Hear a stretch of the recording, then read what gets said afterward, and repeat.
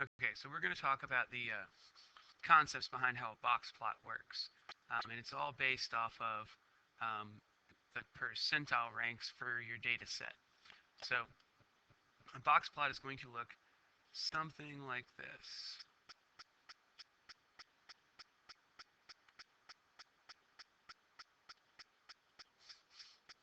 And this one is called a skeletal box plot. Um, and it's pretty easy to identify everything. Here you have your minimum value, and here you have your max. The three bars in the middle that make up the box. So our first one, this is our first quartile, or this is where we have 25% of our data. Here we have our median, which is going to be 50%. And here we have our third quartile, which is going to make up our 75th percentile. So you can have very, very different shapes depending on where your min's max is and where the majority of your data is going to lie. So any of this can be shifted left or right, but we just need to look for those 5 markers. So we need to look for the lowest number, where our first quartile, median, and third quartile are, and as far as our max, where that's going to be. Now, there's another type of box plot that is very helpful for different concepts involving outliers, and that's called a modified box plot. And now we're going to make that. So this is a modified box plot. So a modified box plot,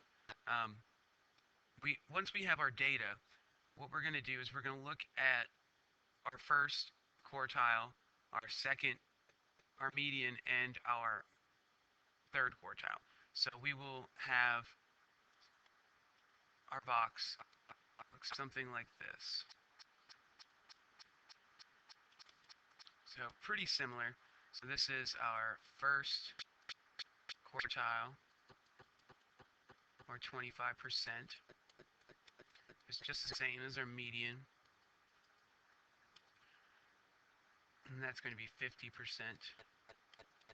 And this is our last one, our third quartile, which will be at 75%. We then have, what we're going to do is we're going to have a line going out. Oops.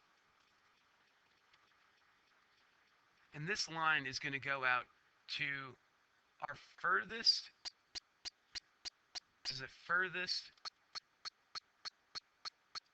or highest observation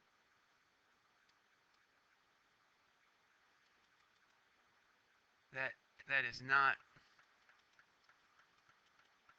an outlier.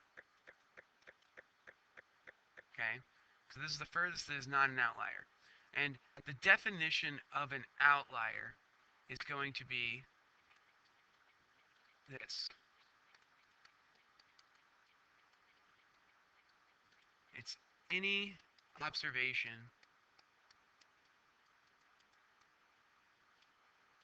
that is 1.5 times the interquartile range or more away from the nearest quartile. So what we're looking at is this distance here. So we're going to have 1.5 times this distance in either direction. So just for the sake of purpose, just for regular sake, so if we make this about 50% bigger, about there. So we've got to be that far away from either this or that in order for it to be an outlier. So let's say we have some points that are about out here. Okay, this is about over 1.5 times further away. So they seem to be stretching our data out. We could also have it in the other direction as well. So these guys, outliers. We can also go in the other direction. Not quite as much room here.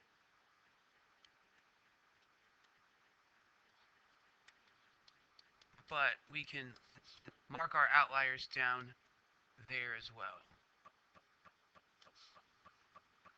So um,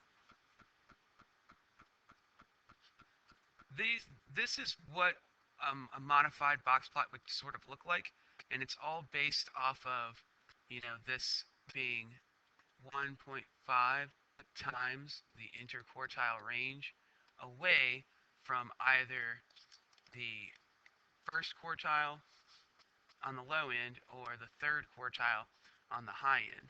And this would be our smallest observation, not an outlier.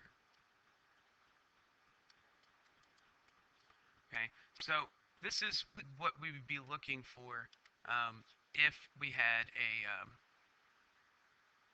a modified box plot. This is just helpful in identifying outliers, and we will use this 1.5 times the interquartile range later for